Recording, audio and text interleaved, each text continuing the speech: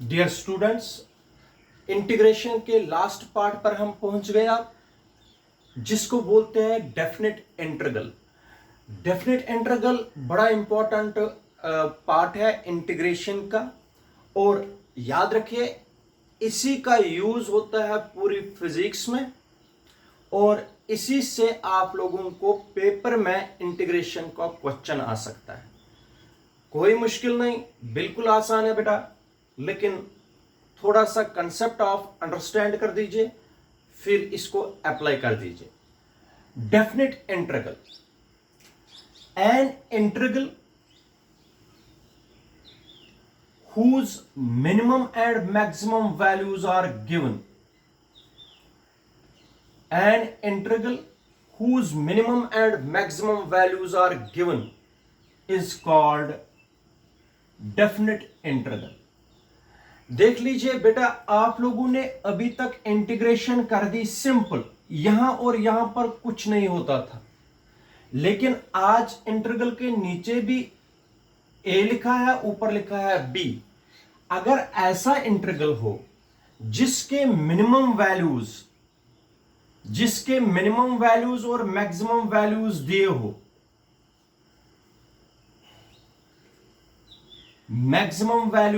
हो, उस इंटीग्रल को बेटा बोलते हैं डेफिनेट इंटीग्रल। मेरी बात अंडरस्टैंड कर दीजिए।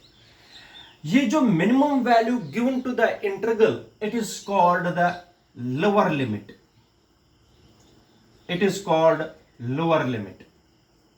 And the maximum value given to the integral is called upper limit.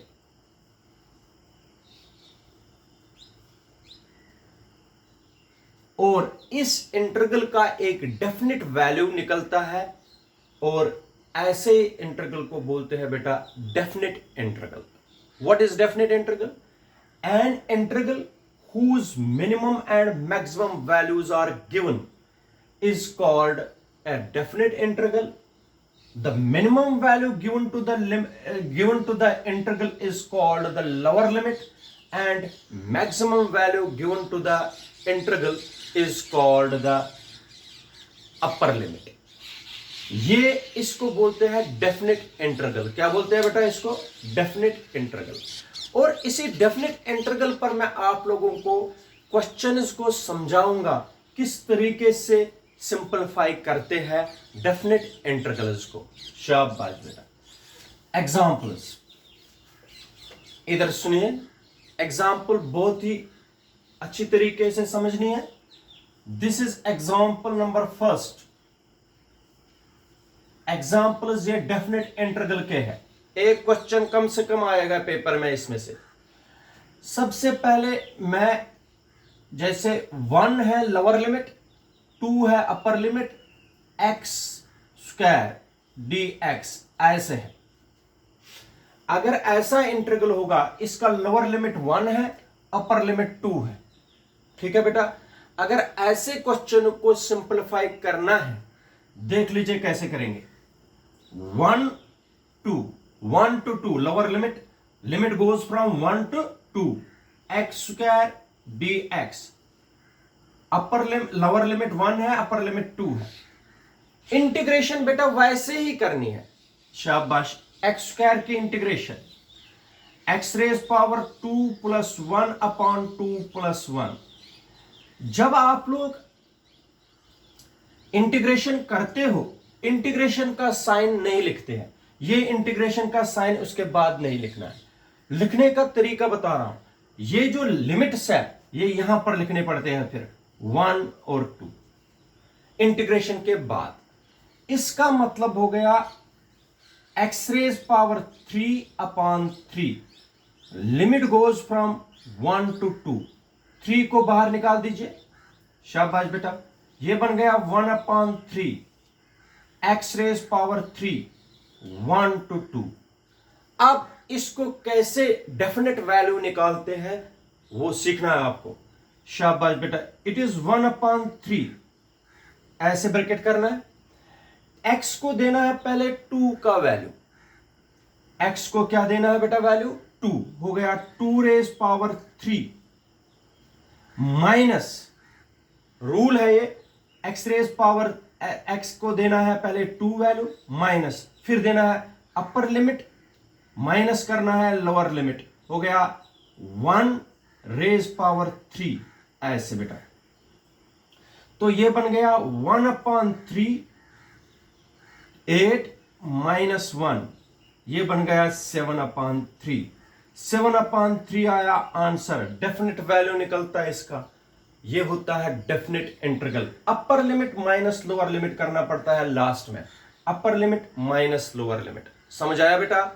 तो ये एक क्वेश्चन है जो मैंने आपको समझाया। इसी तरीके से अगर आप लोगों को ऐसे क्वेश्चन हो, integration of 0 to 3 x cube dx, ठीक है बेटा, तो कैसे करेंगे? 0 to 3 x cube dx, lower limit 0 है, अपर लिमिट x है, इसको करेंगे x रेज पावर 3 की integration x raise power 4/4, limit goes from 0 to 4, 4 को बाहर निकालेंगे, 1/4 x रेज पावर 4 0 to 4। अब अपर लिमिट माइनस लोअर लिमिट, पहले x को क्या देना है वैल्यू 4, फिर क्या देना है 0, हो गया 1/4, शाबाश, x को दे दीजिए पहले 4, अपर लिमिट दे दीजिए 4 रेज पावर 4 माइनस, फिर 0 देना है 0 raise power 4 as 4 into 4 into 4 into 4, 4 4s are 16, 16 16,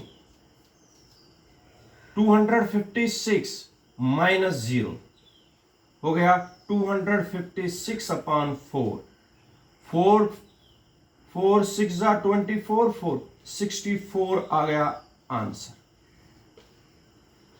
इस तरीके से डेफिनेट इंटीग्रल्स का वैल्यू सिंपलीफाई करते हैं। देखो बेटा, और क्वेश्चंस आप लोग देख लीजिए ताकि आप लोगों को कोई भी डाउट नहीं रहना चाहिए, ठीक है बेटा। एक और चीज आप लोगों को बताता हूं, ये याद रखिए, साइन π/2 साइन 90 डिग्री होता है, साइन 90 डिग्री को साइन π/2 भी लिखते हैं, इसका वैल्यू होता है 1, ठीक है। cos 90 डिग्री का वैल्यू मतलब होता है cos π/2, और cos π/2 का वैल्यू होता है, याद रखिए 0। cos 0 का वैल्यू होता है 1, sin 0 का वैल्यू होता है 0, ये चीजें याद रखिए बेटा। तो ऐसे इंटीग्रल, इसी पर मैं दिखाता हूं इंटीग्रल, जैसे डेफिनेट इंटीग्रल है 0 to π/2, 0 to π/2 sin x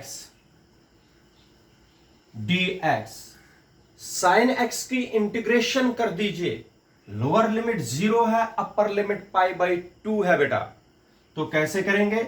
शाबाश, साइन x की इंटीग्रेशन, साइन x की इंटीग्रेशन होती है minus cos x, limit goes from 0 to π/2, 0 lower limit है, π/2 अपर लिमिट है बेटा, माइनस को बाहर निकाल दीजिए, हो गया cos of x, limit goes from 0 to π/2, ठीक है बेटा। माइनस साइन को, माइनस साइन बाहर ही रख दीजिए, पहले कॉस x का मतलब π/2, ठीक है, माइनस कॉस 0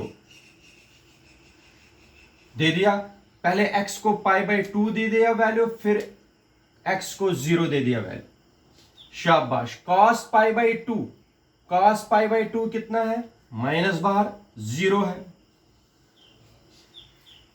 0 है cos π/2, cos 0 कितना है 1, माइनस 1, cos π/2 के बजाय मैंने 0 लिखा, cos 0 के बजाय 1 लिखा, 0 minus 1 is equal to, minus बाहर है माइनस 1, माइनस माइनस प्लस 1, ये आ गया आंसर, ठीक है बेटा। इसको बोलते हैं डेफिनेट इंटीग्रल। एक और क्वेश्चन करेंगे, जैसे यहां पर cos x है, cos x limit goes from 0 to π/2। शाबाश बेटा, कैसे करेंगे? cos x की इंटीग्रेशन है बेटा, याद रखिए क्या है cos x की integration? sin x। cos x की इंटीग्रेशन है sin x, limit goes from कहां से कहां? 0 to π/2 लिमिट होता है। आप upper limit minus lower limit दे दीजिए, sin π/2 minus sine of 0। sin π/2 sin 90 होता है, कितना होता है? 1।